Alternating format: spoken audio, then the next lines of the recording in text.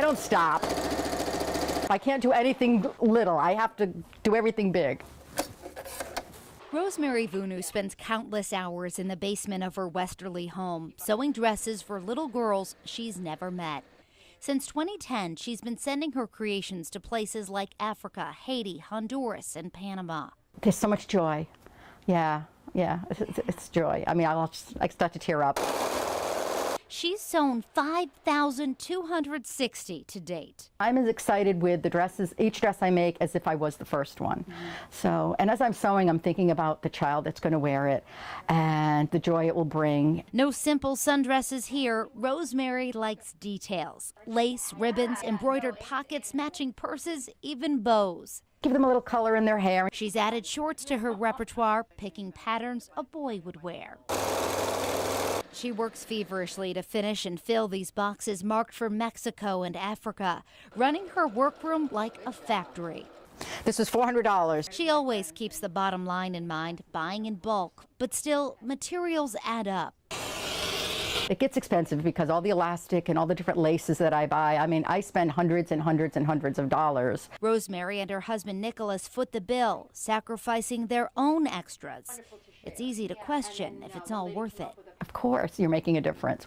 One dress at a time, one pair of shorts at a time. And then they'll have your email. Yep. And hearing about Rosemary's mission, attorney Mike Bottaro wanted to lend a helping hand, giving her $1,000 for her little dresses of hope. what do you think? Oh my God. God bless you. Thank you. Thank We're going to you. help some people or Oh, what? this is fantastic. The wings are sizzling at Boneyard Barbecue and Saloon in Seacon.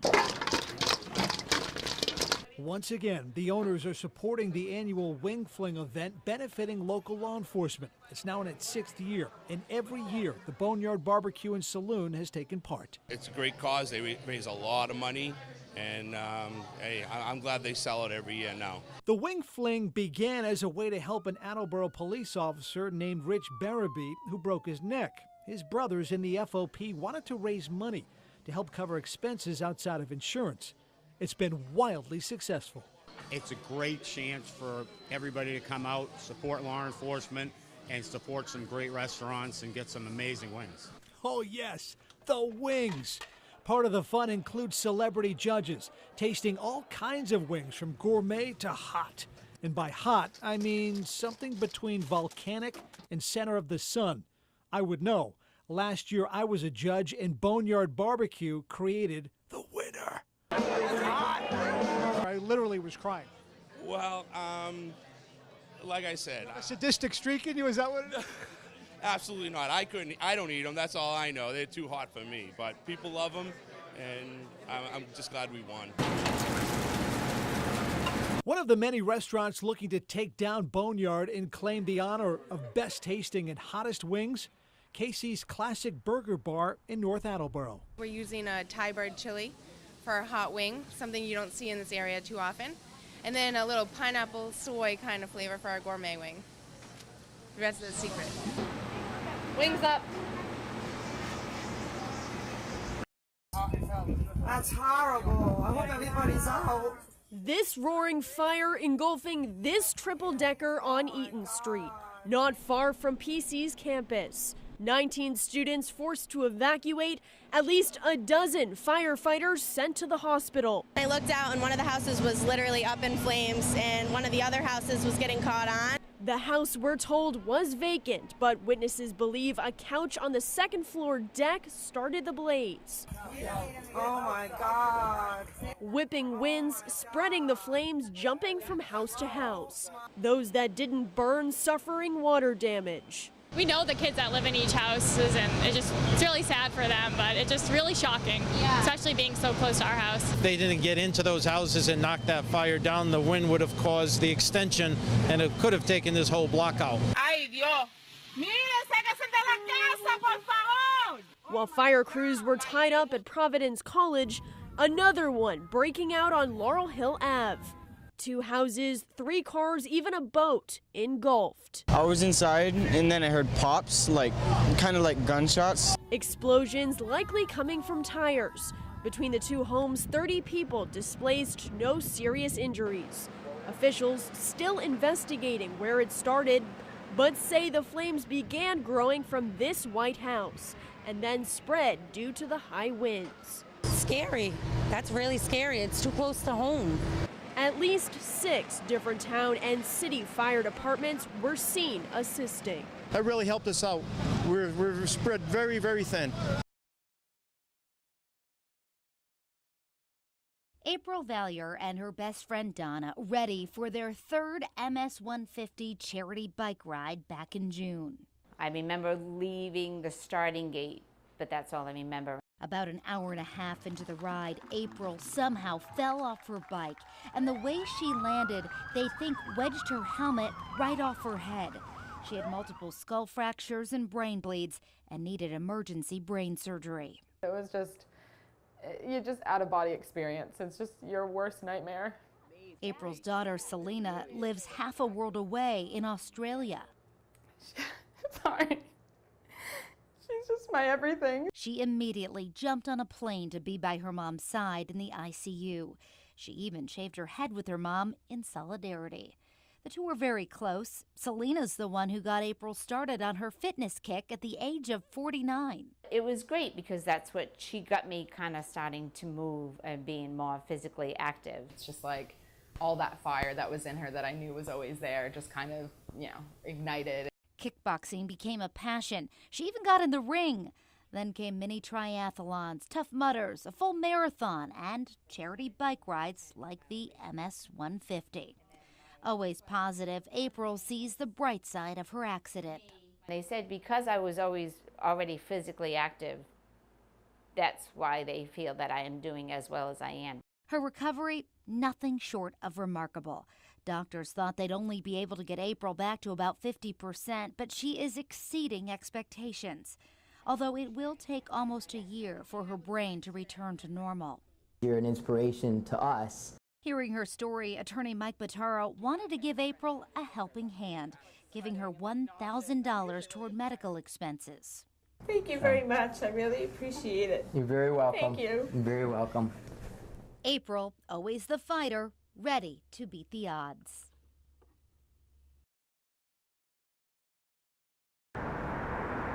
Currently, Rhode Island is one of 6 states in the country where the governor does not have the ability to get rid of specific things in a budget, known as a line item veto. So many other states operate with some form of this check and a balance. It doesn't make any sense that we shouldn't have it. In fact, it will empower our governor in a way that will help to balance power. Ken Block is the force behind this push for reform. He's been down this uphill battle road before, getting the state to abolish the master lever. And now he's taking on an even bigger challenge. There's no question that members of the General Assembly, especially leadership, would prefer not to change this particular aspect of Rhode Island law and the budget process. But this is where the involvement of the voting public is so important. The ultimate goal here for Ken Block is to have this issue on the 2016 ballot and let voters decide whether or not the governor should have line item veto power. But in order for that to happen, it has to make its way through here at the General Assembly, which in reality means the Speaker of the House has to be on board. But that raises another question. How interested is he in moving power from his office to the governor's? I'm not interested at all. I don't think the case has been made that we need to have the governor have that. The framers of the Constitution set up a certain balance of power, and I think it's worked relatively well in Rhode Island. Speaker Mattiello also said he senses no groundswell of support from average folks to make changes, and it's really only special interest groups, i.e. Ken Block, stirring this up. It's time to move the state forward. As for the governor, during the election she spoke in favor of line item veto power and still supports it now. I am in favor of the line item veto. You know, most states have it. I think it's a good tool that Rhode Island should have. Windsor Castle, where the wedding is. London has long been on Troy Rice's list of places to visit. I have to get to London. I have to get to London. But it wasn't until Prince Harry and Meghan Markle got engaged that he knew when he'd travel across the pond. They just released the wedding day. It's May 19th, and I booked my trip that day. The Acushnet man who manages Blue Water Grill in Barrington has had a thing for the royal family since Prince Harry's parents got married. Princess Diana got married in 1981. And I remember being up at 5 o'clock in the morning to watch it. He got up early for Prince William and Kate's wedding, too. But this time, he's not settling for watching on TV. That's a once-in-a-lifetime, event, and being there during that time, to me, is going to be electric. The crowds, the whole momentum of it all. Rice knows it'll be tough to get a prime spot outside Windsor Castle, but he says it's worth it to catch a glimpse of Prince Harry and Meghan. I'm hoping just to be a dot on the side of the road to see the carriage pull up. Then he'll bolt back into London to Buckingham Palace to be there when the newlyweds come out on the balcony and kiss before the crowd, just like Will and Kate did back in 2011. Sure, there are other sights to see in England. Yeah, I am going to be the quintessential tourist. Doing everything touristy. He'll check out Hampton Court, Trafalgar Square, and the Tower of London, but those have been there for hundreds of years. Seeing a royal wedding, on the other hand. Going to London is, great bucket list, but seeing a royal wedding, being there at that time, I'm overwhelmed. As the days tick down to Pope Francis's visit to the United States, excitement and anticipation will build. Fratelli e sorelle. When he finally arrives, media outlets will cover his every public word. Millions will watch him on TV, 1 million or more in person.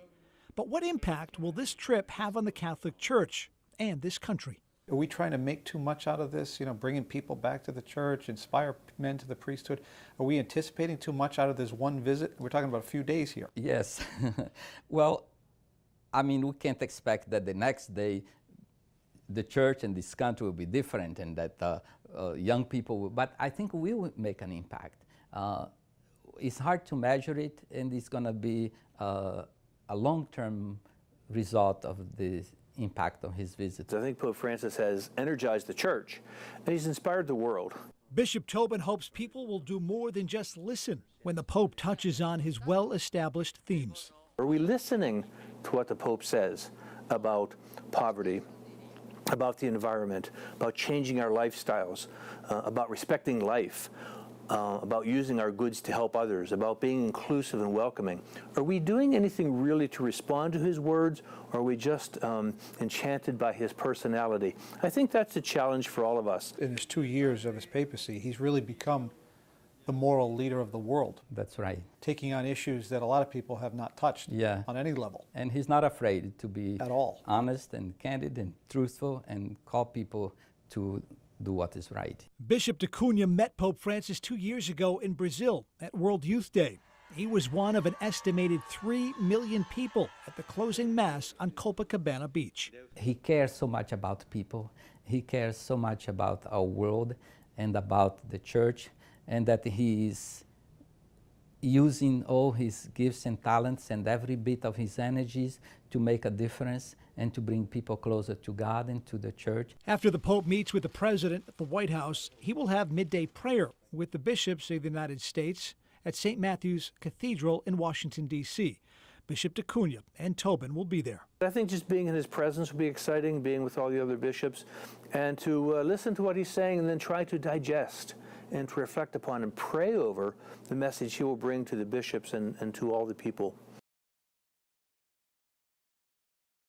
There's nothing like knowing your own kids. I feel like we're the first line of defense. Christian Herrera and his wife Pamela knew something wasn't quite right with their little girl Ivy. One eye was bulging out more than the other. They pushed the pediatrician to get them into a specialist. And then came the phone call no parent ever wants to get. She comes running outside and she's just crying, and I'm like, what's wrong? And she says that they found a mass behind Ivy's eye, and like the whole world just starts spinning at that point. 2-year-old Ivy has a rare type of cancer called rhabdomyosarcoma. If we would have noticed, the mass would have gotten much bigger, and we would have probably not caught it in time. The course of treatment is rigorous. She's already undergone several rounds of chemo, the last one zapping all her energy the day we visited their West Warwick home. And now the family is getting ready for radiation. Radiation is going to be up at Mass General because they have the new proton-based machine. So it's really pinpoints the tumor, and it's less invasive of the whole area. The family will have to live in Boston for about 6 weeks, an expensive undertaking to say the least. While their employers have been understanding, every bit of help from the community makes a big difference. We are buoyed by your spirit and by this little girl's spirit. And that's why the Herrera family is getting a helping hand this month. We would like to present a check for you, for Ivy, for $1,000 to be used for her medical expenses and her recovery. A recovery pointing to a bright future for this young family. Doctors recently telling them We're going to do a few more sessions of chemo after the radiation, and we should be done, and she should be cured. Have a special session. To really understand Lincoln Chafee and his politics, you have to go back to where it all started for him in 1986. City council member in Warwick, not as a Democrat as he is now, but a Republican. He was all alone in that party during those years, yet he kept getting reelected. In 1992, he ran for mayor and won, and was wildly popular, winning 3 more times in 94, 96, and 98. In 1999, he moved from the local to federal level of politics. He was appointed by then Governor Lincoln Almond to fill out the term of his late father, Senator John Chafee. In 2000, he was elected to a full 6-year term. During that time, even though he was a Republican, a moderate Republican, but still a Republican, he definitely did not blindly follow the party and its leaders, namely President George W. Bush and Vice President Cheney. In fact, it was just the opposite, repeatedly publicly bucking their agendas, most famously as the only Republican senator to vote against authorizing the invasion of Iraq in 2003. I stood against the Senate and the president and voted no. In 2006, he lost his re-election bid to Democrat Sheldon Whitehouse. By 2007, he left the Republican Party to become an independent. In 2010, he won a very close 4-way election for governor of Rhode Island against Democrat Frank Caprio, Republican John Robitaille, and moderate Ken Block. He was now at the state level of politics. During his time on Smith Hill, he was a champion of the Marriage Equality Act in Rhode Island, and along with then-Treasurer Gina Raimondo, played a role in the historic overhaul of the state's public pension system. Amid chronically low poll numbers, Chafee decided not to run for re-election in 2014.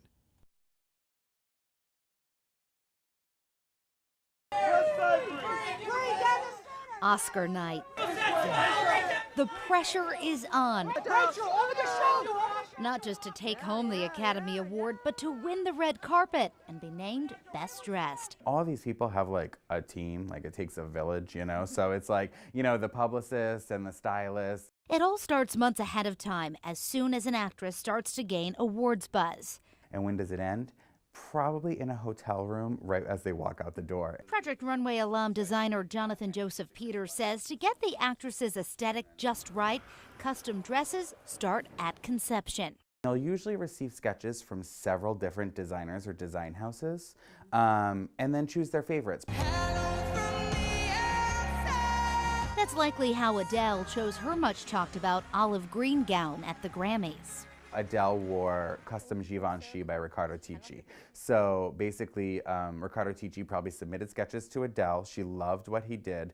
And then he made a mannequin in Adele's size and probably worked from there, custom on what they wanted.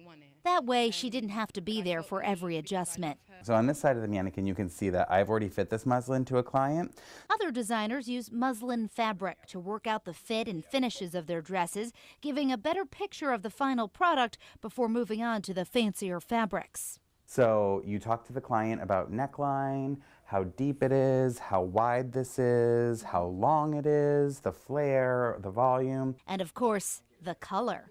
Designers work tirelessly to get every aspect of the dress just right. And still, there's no guarantee that gown will be chosen. So the designers are all standing there with like fingers crossed, like, please pick me, please pick me. And then they don't. Yeah. Or they do. I wanted to do this interview at the dry cleaning business, one of your 5 dry cleaning businesses. You didn't want to do that. Why not? Well, I'll tell you why.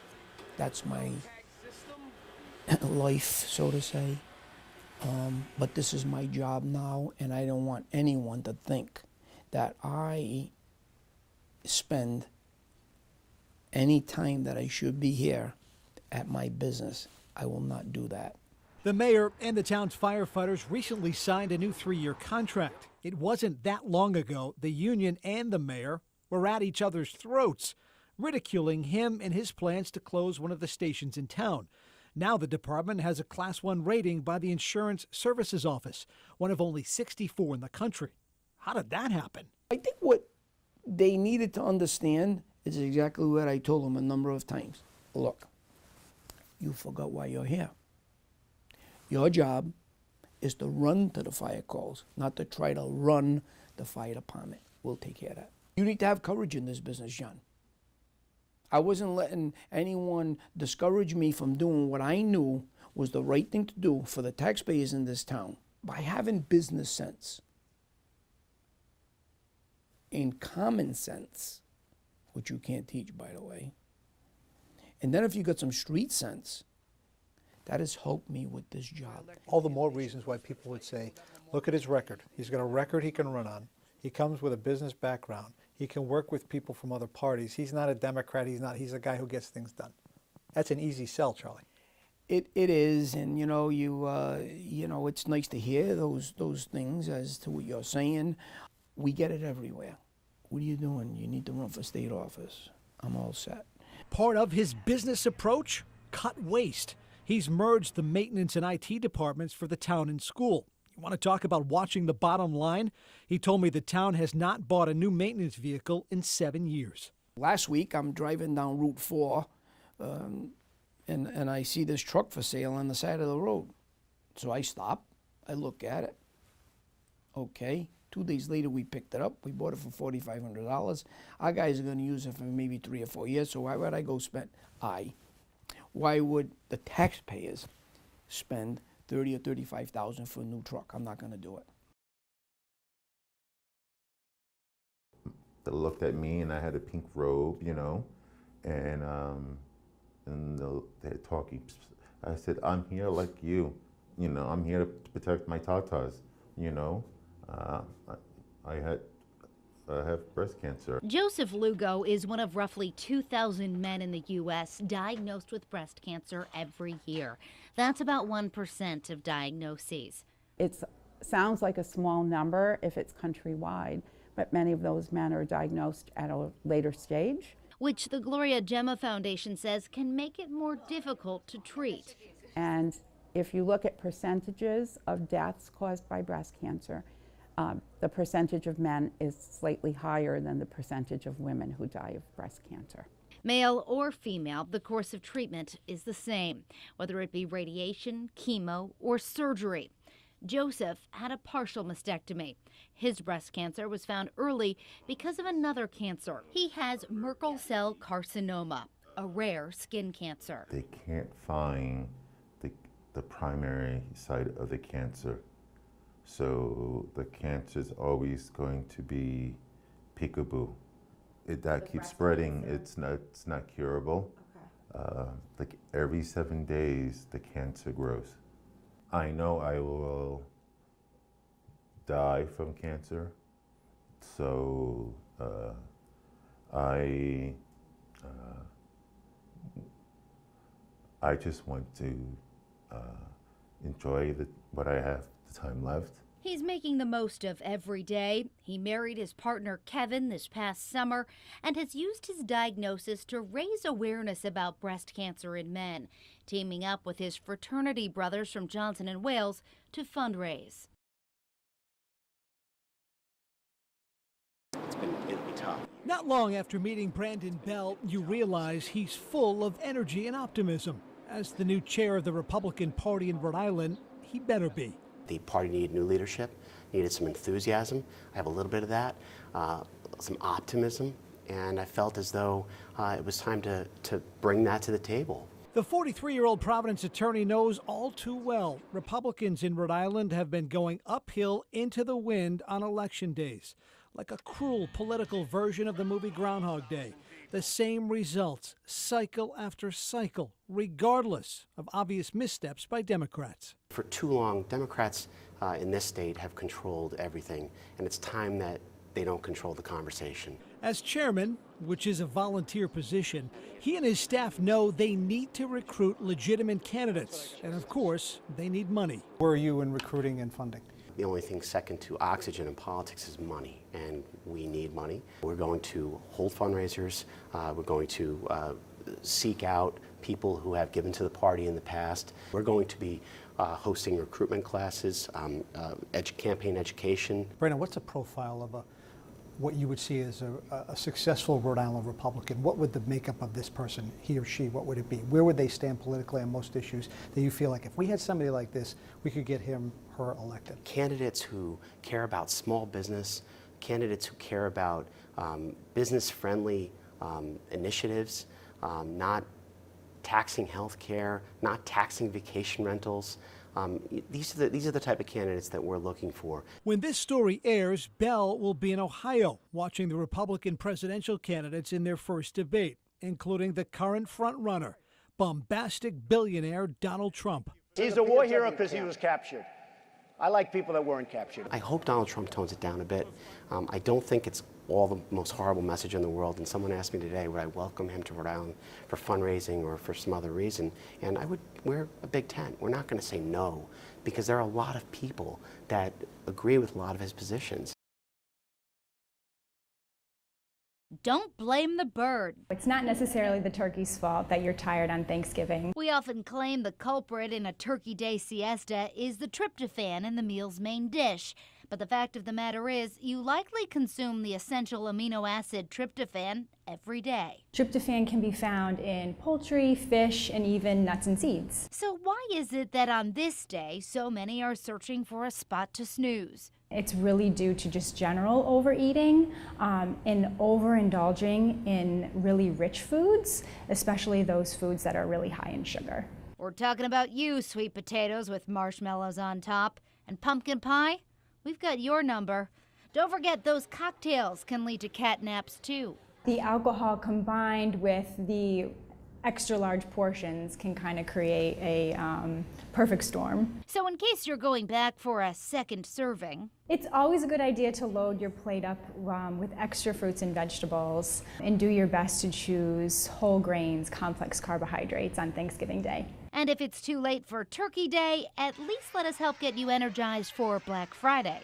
A good breakfast, a healthy breakfast the day after Thanksgiving.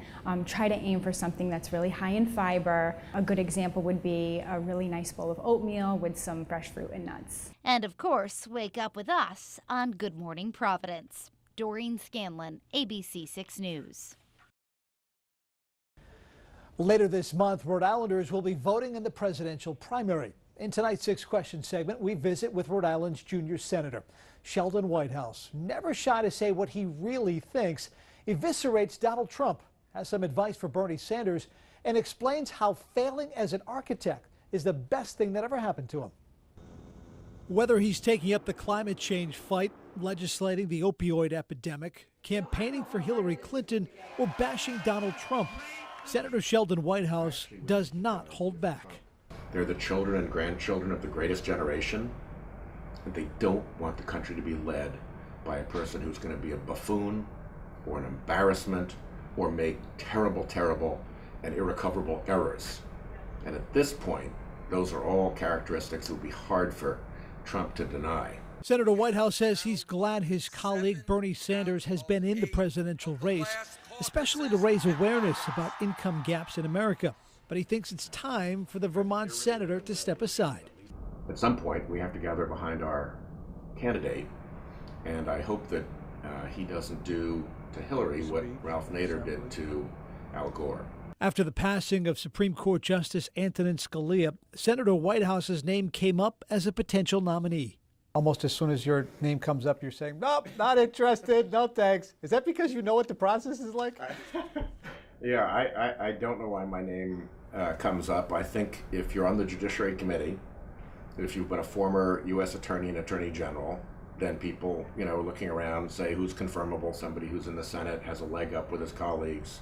So I kind of migrate onto the list through no fault or desire of my own. Even though he says he has no interest in ever going through the confirmation process, he thinks President Obama's choice, Judge Merrick Garland, will eventually get a hearing, despite Mitch McConnell saying it won't happen until the next president takes office. You think that's a smart move for them to say, well, we're going to let the next president pick it? Could be Hillary Clinton. That's their problem. And if in fact, come November, December, President-elect Clinton is starting to assemble her transition team, the Republicans in the Senate are going to take a look at this very sensible, very moderate paragon of judicial restraint, who is the most senior judge in the country not on the Supreme Court, and say, given our real prospects now, Judge Garland looks pretty good. You're a high school kid, or maybe even a middle school kid. Did you see yourself at this point in your life doing something like this? At any wildest dream? No. When I got out of college, I was actually planning to be an architect. And I went to work for an architect for a year. And during the course of the year, he said, you're a great guy, Sheldon. You're not going to be much of an architect.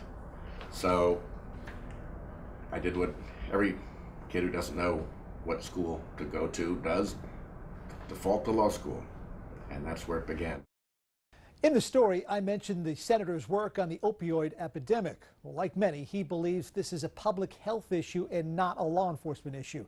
His addiction recovery bill passed the Senate with bipartisan support, and he's hopeful the House will soon take it up. Rhode Island Senator Sheldon Whitehouse, one of 39 members of Congress to join President Obama on the historic trip to Cuba. It was great. It was exciting. Despite the excitement, it was easy to see the obvious signs of political and economic depression. They're so economically deprived, and yet so full of spirit and pride and passion and great music, beautiful oceans. I mean, there's a lot there that is really a gem. Senator Whitehouse thinks once Cuba improves its infrastructure, adds in a modern phone and internet system, life will slingshot into the 21st century. People want to go to Cuba. There are great buildings there to go to, and there's been no money. So there are huge capital opportunities to invest in the structure down there, and all of that can happen quite quickly. By quite quickly, the senator means 3 to 5 years. But the reality is, the trade embargo has to be lifted by Congress before any real change can happen. Senator Whitehouse thinks there is enough Republican dislike for President Obama. It'll happen during the time of the next president. But he's staying optimistic Republicans will find a lot to like in Cuba. There's a strong Republican constituency for things that Republicans like letting markets work, letting freedom have its way, letting America have its influence around the world. Here we go. From tackles to touchdowns, high school football is back. And just a few weeks into the season, there are already players sidelined with injuries. 2 weeks ago at practice, I went head-to-head with one of my teammates. And then after that, I had a bad headache that night, and I had to go to the emergency room, and I was diagnosed with a concussion.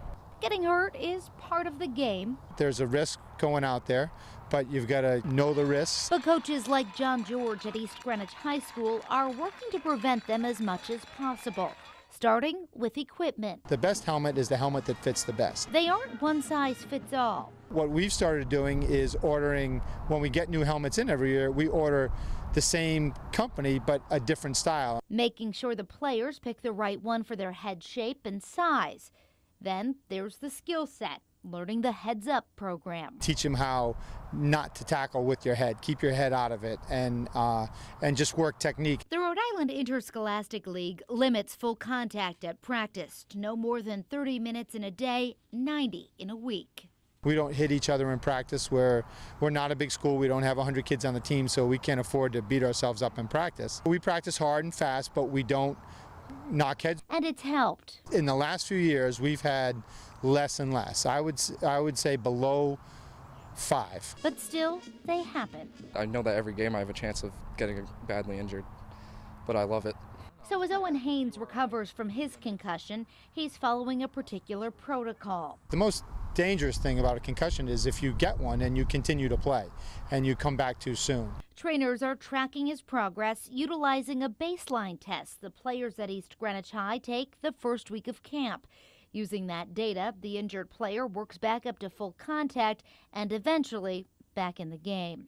It's a process that helps ease fears of parents. I understand completely people are afraid of concussions, but I, for one, am not. I think if you're in the right circumstance, you learn to play correctly, you'll be fine. That's part of life, is teaching them how to take educated risks. And hoping the reward is much greater. For your health, I'm Doreen Scanlon, ABC 6 News. In the days leading up to what would be the final roadworks vote in the House, the Finance Committee took up the issue. Republican Representative Patricia Morgan had 11 questions about the proposal that she wanted information about. After 4 of them, this exchange took place between Morgan and the committee chair, Democrat Ray Gallison. We vote Representative with incomplete Morgan, information? you are out of Is that order. It? Question, We're just please supposed ask your to, question. to vote like You, Mr. blind Chairman. mice? As that was happening, were you mad? Were you shocked? Were you threatened? All the above? It's an atmosphere that shouldn't happen in the State House. Did you get a sense during that meeting that is being rushed through, rammed through, as one of the reasons why you weren't allowed to ask questions as you typically would be allowed to do? I think I started asking questions, and they didn't want Director Alviti to answer them, so they stopped me. So when you were shouted down, what did you do after that? What happened? I stayed there. I'm a professional. I voted against the bill, and then I left. It's not right that it happened. It did. I still have to go on. I still have to represent the people of my district and the people of Rhode Island, and I intend to do that. What did you think when the Speaker demoted the Democrats who voted against the toll proposal? Well, I think it's very revealing about the atmosphere that's up in the State House, and that's not a good atmosphere, right? When people who vote their conscience get punished for it. We've seen it year after year after year. The Democrats continue to win despite craziness at the State House. All the stuff that keeps From Gordon happening. Fox and 38 Studios and now the tolls and all this other stuff. Do you really think it'll make a difference? Is this something that Republicans can really pounce on and use to their advantage in November? You know, I hope so. There's just no dynamic in the General Assembly. There's no political pressure. And there needs to be if we're going to get really good policies, because there needs to be a voice. It can't be just people sitting there and saying, whatever you want, Speaker. If you get a few more reps, you know the number, I don't. Maybe you get with what's there, a few more come in, maybe some of the moderate Democrats or some of the conservative Democrats. At that point, could you caucus enough to have more of a footprint and say, we can get things done with this group? And what do you think that number would be? The number is 25, and that's the goal.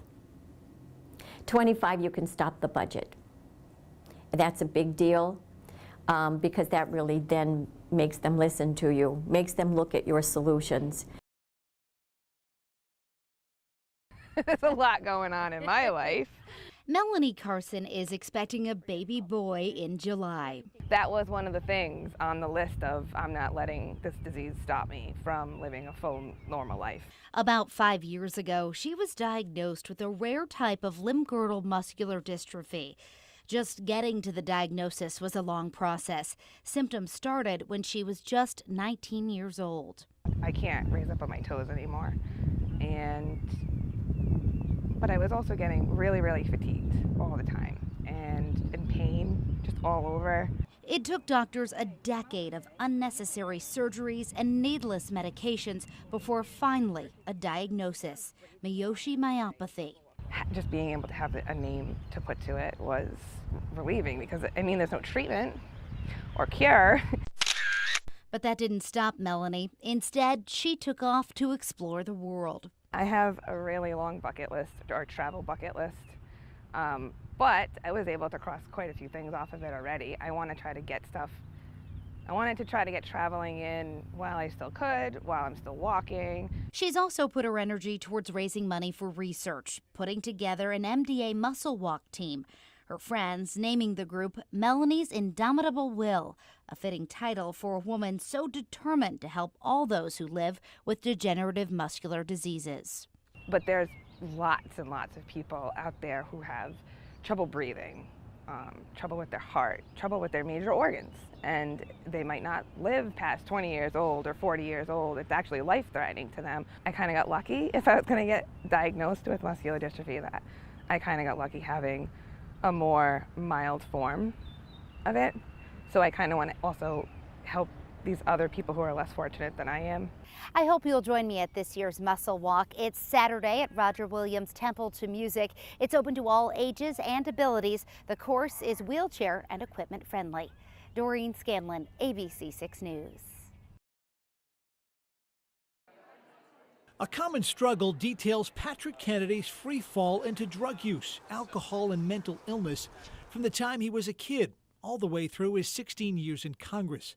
Part of telling his story means telling the dark side of his famous father, Senator Ted Kennedy, and his mother, Joan, and their battles with alcohol and depression.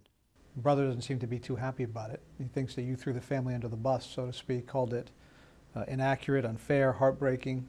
How do you react to that? Mental health is still a taboo subject, and that's why my family reacted in the way they did. People will see this interview, read the book, or get bits and pieces of it, and they'll say, oh, Patrick's just did this because he's angry. He's angry at his dad, he's angry at his mom, he's angry at the whole Kennedy culture. No, That's why he wrote you this can't read that into this book. If you've read this book, it's a loving memoir where I describe these issues in medical terms, not in judgmental terms. In fact, the whole purpose of writing this book is to move from judgment to acceptance. That's my whole mission in life, is I am sick and tired of people being marginalized because they have a medical condition which happens to exist in their brain.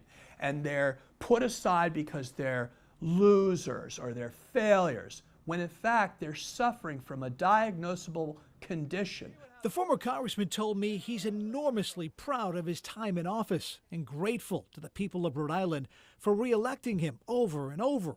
Yet, despite the pride he takes in leading the way in passing the landmark Mental Health Parity and Addiction Equity Act, there is no denying there were many oh no moments. The embarrassing moments, though, obviously the Capitol Hill accident stands out, but we made the comment about the Bush tax cut. I haven't worked an effing day in my life. $3 billion, 1,000 lives, and no press! No press! The Afghan war speech on 2010 with the massive coverage. The incident at LAX. Yeah. The boat incident. Were you under the influence there at those times? They were all, I think, symptoms of the fact that I was not well. And, you know, fortunately, I made through these difficult times, and you know, I managed to survive. You know, a lot of people aren't able to survive. As you look back, are those the moments you go, oh my God, I can't believe I did that? You know, there are too many things for me to count that I would feel embarrassed about. Like if I were to look back and if I had a redo of the boating and the car accident, the, you know, things that I would say that were intemperate. Oh, I mean, if I could have those back, I'd take them back. You still get urges? Oh, absolutely, yeah. All the time. So when adversity hits, whereas in the years past, your first thought would be, okay, well, it's time to get the vodka. Exactly. Now you don't think that way. Now I think that way, but I don't act on that thought. Okay, it's a big difference. Huge difference.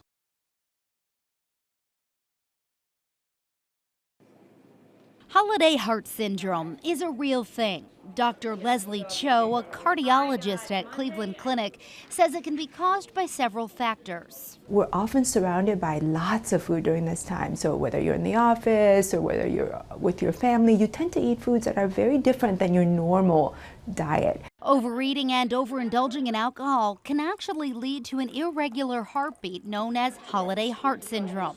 Dr. Cho advises folks to be on the lookout for foods that are heavy in cream, sugar, or salt, and to avoid drinking alcohol in excess. And while she doesn't recommend that folks avoid all holiday treats at all costs, Dr. Cho emphasizes that being mindful of what you eat and how much you eat can go a long way. Oftentimes people are like, oh my God, you know, I can't have anything. No, you can have everything you want, except you have to have it in moderation and be mindful about what you're eating. And Dr. Cho suggests that if you're going to a gathering where you know that you'll be surrounded by food, try not to show up hungry. For your health, I'm Doreen Scanlon. Do you know what Link Chafee thinks of you, John? What? He's an attractive man, though, and very, very talented. Their hair may be shorter and grayer, but the fun and games on the Paul and Al show at Rock Station 94 HJY have not stopped for 25 years. My talents are really limited to, being goofy, and, thank goodness.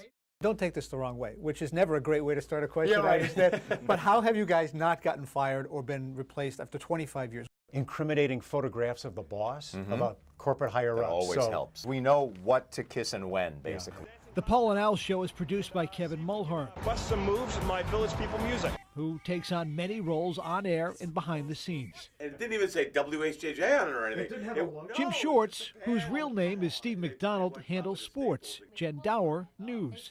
Together, the local team is quick and funny, all while talking about timely things people in southern New England are interested in, while at work or on their way to work in the morning. But it wasn't always that way.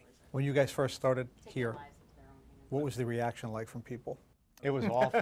In 1989, they were paired up at a radio station in Mobile, Alabama. 8 months later, the job offer from 94 HJY came. They arrived in Providence, replacing the wildly popular Carolyn Fox and Rudy Cheeks. The first month or two was basically taking phone calls. HJY, you guys suck! When are Carolyn and Rudy coming back? Yeah. You know, that kind of a thing. Yeah, So it was kind of a thanks, slug. Mom, but Yeah, right. please. Obviously, the backlash was short-lived. Paul Fuller and Al Matthews are now in the Rhode Island Radio Hall of Fame, with 25-plus years on air in the morning, second only to broadcasting legend Salty Bryan, who was on air 50 years. For that longevity and success, Salty has a beach named after him. Paul and Al would like to be shown the same kind of respect. The landfill named after you guys. I mean, that really would be perfect. Don't you think the Paul and Al landfill has a nice ring to It's it? better than the central landfill. I mean, I mean, Salty Bryan has a beach. We deserve a landfill for Yeah, God's right. sake. We're not asking for much, really, when you think about it. Are you guys like a little old married couple now? You know each other so well. Do you finish each other's sentences and all that? Oh, yeah. And we did that from the beginning quite a Sure. bit, too. And So you guys always got along? Yeah. Yeah, we have, I mean, the sex wasn't always great, but, even that after a while.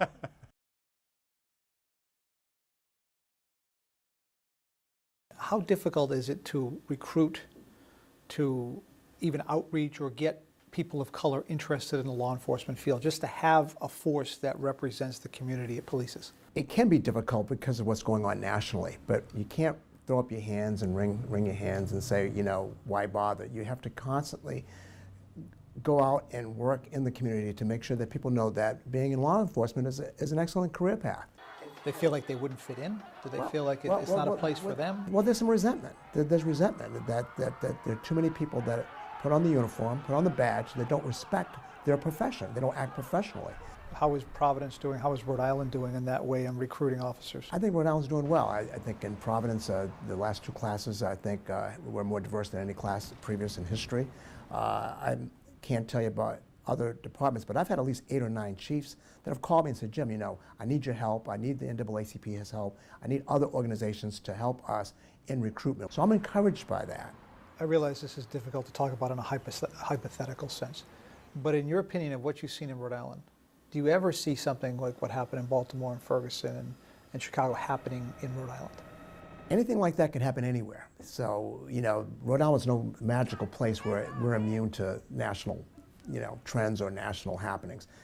However, one thing that's different here is that the police and the community have been working together to try to make sure we have a better understanding for the last several years. And I'm not so sure that that has happened in Chicago, Baltimore, Ferguson. As of now, the highest-ranking African-American at the Providence Police Department is a sergeant. Vincent and others say having an African-American appointed to the command staff as a major would go a long way towards creating a stronger relationship between the department and the black community. How do you balance skipping, what would it be, lieutenant and captain, versus the needs of what you're talking about versus the morale of the other officers, and in the idea that, oh, you only get the job because he's black? Well, I think it depends on who's picked. You know, if the person who's picked is a quality person, and we wouldn't be talking about anybody other than a quality person, then that argument goes out the window. You know, you have the morale of the police department. Always you have to think about that. But what you got to think about more is the morale of the city of Providence, the people that live there, people that vote there, that pay taxes there. Their morale, I think, is of the utmost importance.